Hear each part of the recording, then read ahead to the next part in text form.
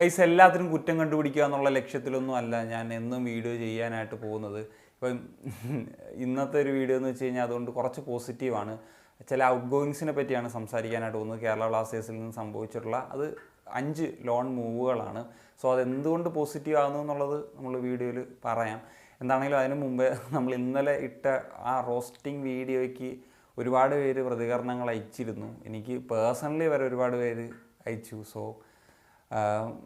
Thanks പറയണോ സന്തോഷം എന്ന് പറയണമെന്നൊന്നും എനിക്കറിയത്തില്ല. കാരണം നമ്മുടെ ഒരു ക്ലബിൻ്റെ ഒരു അവസ്ഥ അത് ഏറെ വിഷമത്തോടു കൂടി ഒരു വിമർശനമായിട്ട് പറയേണ്ട എന്നതൊരു സർക്കാസ്റ്റിക്കായിട്ട് പറയാമെന്നുള്ള രീതിയിൽ ഉദ്ദേശിച്ചാണ് ആ വീഡിയോ ചെയ്തത്. സോ വീഡിയോ എല്ലാവർക്കും ഇഷ്ടപ്പെട്ട് എന്ന് മനസ്സിലാക്കുന്നു. എന്താണെങ്കിലും ഇന്നത്തെ നമുക്ക് വിഷയത്തിലേക്ക് വരുമ്പോഴത്തേക്കും ആദ്യം ലോണിൽ പോകുന്ന ആ പ്ലെയർ മുഹമ്മദ് അജ്സൽ എന്ന് പറയുന്ന താരമാണ്.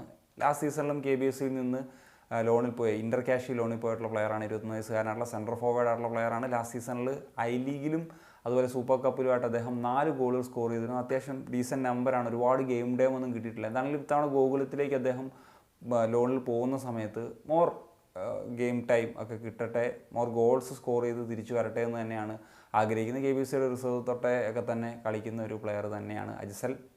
അതുപോലെ തന്നെ തോമസ് ചെറിയാൻ എന്ന് പറഞ്ഞിട്ടുള്ള സെൻറ്റർ ബാക്ക് ആയിട്ടുള്ള താരം ഇന്ത്യയുടെ അണ്ടർ-20 ടീമിൽ ഇപ്പോൾ കളിച്ചു വന്ന പ്ലെയറാണ്. ഫസ്റ്റ് ചോയ്സ് പ്ലെയറായിട്ട് തന്നെ കളിച്ചു വരുന്ന സെൻറ്റർ ബാക്കാണ്. അദ്ദേഹം ചർച്ചിൽ ബ്രദേഴ്സിലേക്ക് ഒരു ലോൺ മൂവ് നടത്തുകയാണ്.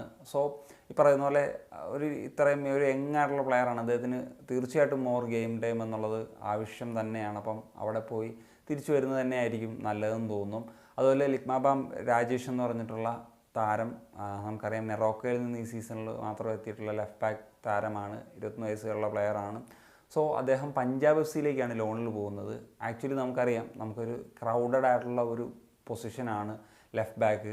ഐബാനുണ്ട്, നവോച്ചയുണ്ട്, ഇപ്പോൾ സഹീഫും വരുന്നുണ്ട്. അപ്പം അങ്ങനത്തെ ഓപ്ഷൻസ് അവിടെ നിലനിൽക്കുന്നൊരു പൊസിഷൻ ആയതുകൊണ്ട് ഇദ്ദേഹത്തിന് ഇവിടെ സാധ്യതകൾ കുറവാണ്. അദ്ദേഹം ഓൾറെഡി പ്രീ സീസണിൻ്റെ തന്നെ ഭാഗമായിട്ടുണ്ടായിരുന്നില്ല എന്നുള്ളതും നമുക്കറിയാം. പിന്നെ മുഹമ്മദ് അർബാസ് എന്ന് പറഞ്ഞിട്ടുള്ള ഗോൾ കീപ്പറായിട്ടുള്ള പ്ലെയറാണ്. സ്റ്റിൽ യങ് ആണ്, ടീനേജറാണ്. അദ്ദേഹം ഒരു 4th ചോയ്സ് ഗോൾ കീപ്പർ എന്ന നിലയിലാണ് നിന്നിരുന്നത്. എന്താണെങ്കിലും ഇദ്ദേഹത്തെ ലോണിൽ റിയൽ കാശ്മീരിലേക്ക് വിടുകയാണ്. എന്താണെങ്കിലും അവിടെ പോയി അദ്ദേഹത്തിന് ഗെയിം ടൈമൊക്കെ കിട്ടി ആ എക്സ്പീരിയൻസ് അക്വയർ ചെയ്ത് തിരിച്ചു വരട്ടെ. സോ ഈ ഒരു 4th ഗോൾ കീപ്പർ പോകുന്ന സാഹചര്യത്തിൽ മിക്കവാറും റിസർവ്സിലെ ഒരു യങ് പ്ലെയറെ 4th ചോയ്സ് ആയിട്ട് പരിഗണിക്കാനാണ് സാധ്യത. അടുത്ത ലോണിൽ പോകുന്ന പ്ലെയർ ബിഗാജ് സിംഗ് ആണ്. ആക്ച്വലി ബിഗാജ് സിംഗ് ലോണിൽ പോകുന്നതിൽ എനിക്ക് ഇച്ചിരി വിഷമമുണ്ട്. മുഹമ്മദ് അൻസിലേക്കാണ് പോകുന്നത്. കാരണം വിഷമം എന്ന് വെച്ച് കഴിഞ്ഞാൽ അദ്ദേഹം കഴിഞ്ഞ വർഷമാണ് KBC വരുന്നത്. എന്നിട്ട് ലോണിൽ മുഹമ്മദിന് പോയി. മുഹമ്മദിൽ അത്യാവശ്യം നന്നായിട്ട് കളിച്ചു. അവർ ISLലേക്ക് പ്രൊമോട്ട് ചെയ്ത്, അതായത് ലീഗ് വിൻ ചെയ്തിട്ടുള്ള ടീമിൽ ഒരു പ്രധാനപ്പെട്ട താരമായിരുന്നു. ലെഫ്റ്റ് വിങ്ങിൽ കളിച്ചിരുന്ന ബിഗാജ് സിംഗ്. അദ്ദേഹം ഈ സീസണിൽ നമുക്ക് അദ്ദേഹത്തിൻ്റെ കളിയൊന്നും കാണാൻ സാധിച്ചിട്ടില്ല. ഡ്യൂറൻ കപ്പിലൊന്നും കളിച്ചിട്ടില്ല.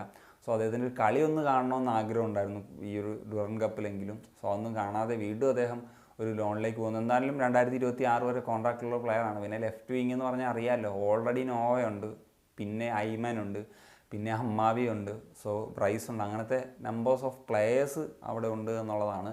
സോ അതുകൊണ്ട് തന്നെ ഈ ലോൺ മൂവ്സ് ഒന്നും അത്ര ഒരു മോശം കാര്യമായിട്ട് ഞാൻ കാണുന്നില്ല. പക്ഷേ പ്രശ്നം വരുന്നത് ഓക്കെ, നമുക്ക് ഓവർ ക്രൗഡായുള്ള പൊസിഷനിൽ നിന്ന് പ്ലെയേഴ്സിനെ ലോണിൽ കൊടുക്കുന്നു, നല്ല കാര്യം. പക്ഷേ ഇൻകമിങ്സ് എവിടെ? നമുക്ക് റൈറ്റ് വിങ്ങിൽ ഇൻകമിങ് വേണ്ടേ? അല്ലെങ്കിൽ റൈറ്റ് ബാക്കിൽ വേണ്ടേ? ഡിഫൻസീവ് മിഡ്ഫീൽഡിൽ വേണ്ടേ?